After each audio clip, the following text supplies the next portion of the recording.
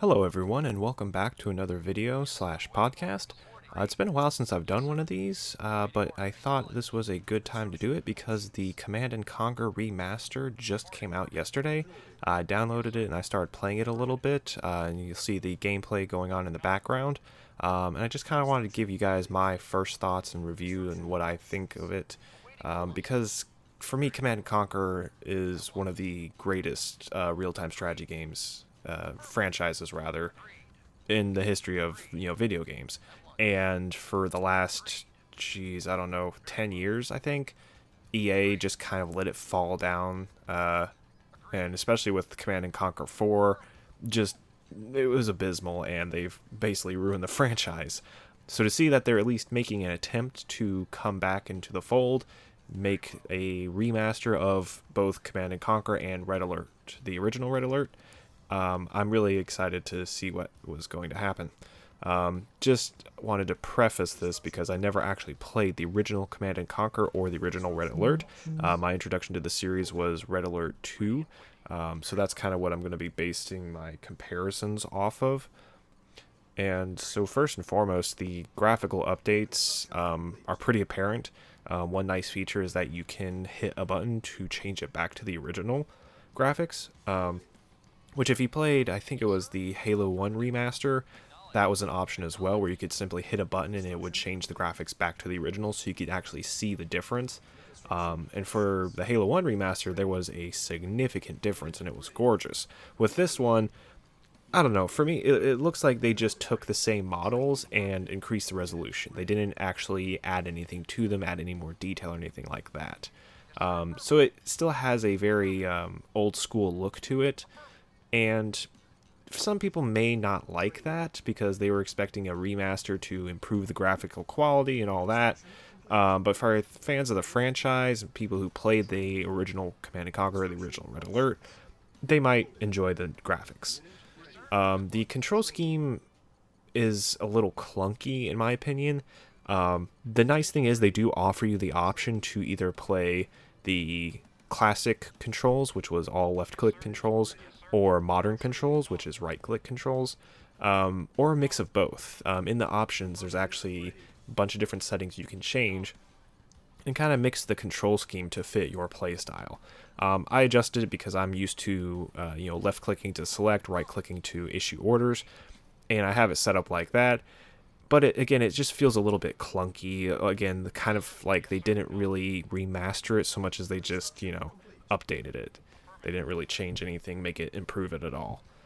It also may be due to my unfamiliarity with this iteration of the game, because again, my first introduction to the series was Red Alert 2, which had, I believe, an option to turn on right-click controls and was a little bit smoother. So it may just be my unfamiliarity. The audio also has been remastered, and honestly, I think this is where they spent the most time because the sound effects are about the same. They're definitely a little bit more clearer, but the soundtrack is phenomenal. They did an absolutely fantastic job of updating that to high definition audio or high fidelity audio. I forget what the actual term is. And it just sounds amazing. And there's a cool jukebox feature that allows you to actually select which song you want to listen to, from basically the entire soundtrack, which is just, I don't know, it's really cool. And again, Command & Conquer always had really good soundtracks to them, and this was really kind of nice that they did that for us. The game itself includes the original campaigns plus all the expansion packs that came out for them. So I mean, there's hours and hours of solo content. They obviously have, skirmishes where you can just set up a game with AIs. I did notice that the AI difficulty seems to be pretty high. I had the difficulty set to easy in this video, and I basically got my ass handed to me. Again, that may just be because I'm unfamiliar, a little bit rusty at this game, but it definitely seems to be much more challenging, and that may have been one of the improvements that they made for the remastered edition, so that the more veteran gamers, the people who played this originally and played it in the hardcore, harder modes, will actually have a challenge.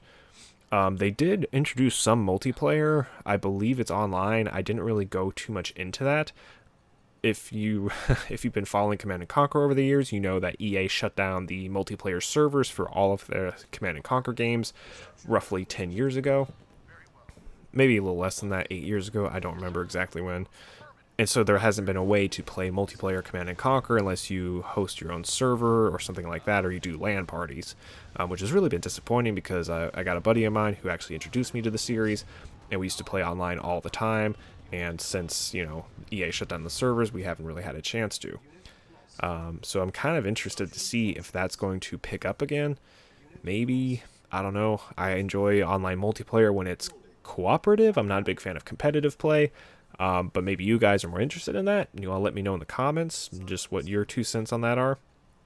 Overall, I gotta say, I am pleased with how the remaster came out. I was super skeptical because obviously it's EA and they suck, yeah. Because it's EA and they just ruin everything that they touch. And I was thinking it's probably just another shameless cash grab by them.